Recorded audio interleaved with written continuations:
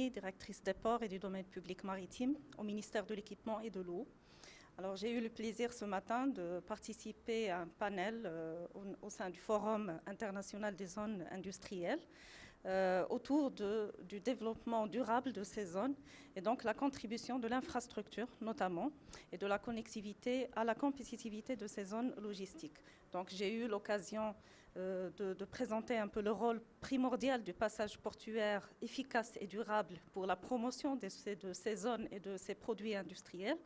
Aussi, j'ai eu l'occasion de présenter les 2 nouvelles zones industrielles qui verront le jour avec les 2 grands projets portuaires. Le premier sur la Méditerranée, qui est le nouveau port de Nador West Med, et le deuxième sur l'Atlantique, qui est le nouveau port de Dakhla Atlantique.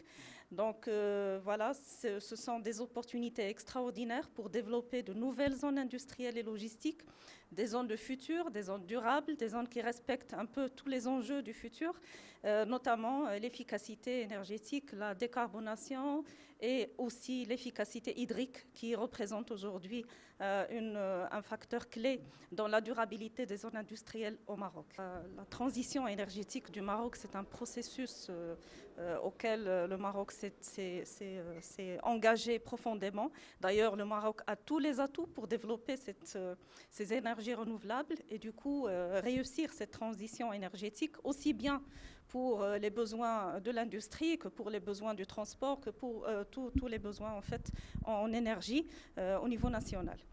Ça lui permettra de se positionner justement au niveau international par rapport à l'empreinte carbone de ses produits exportés, mais ça lui permettra également au niveau national de respecter ses engagements vis-à-vis des instances internationales pour la préservation de l'environnement et la lutte contre les changements climatiques.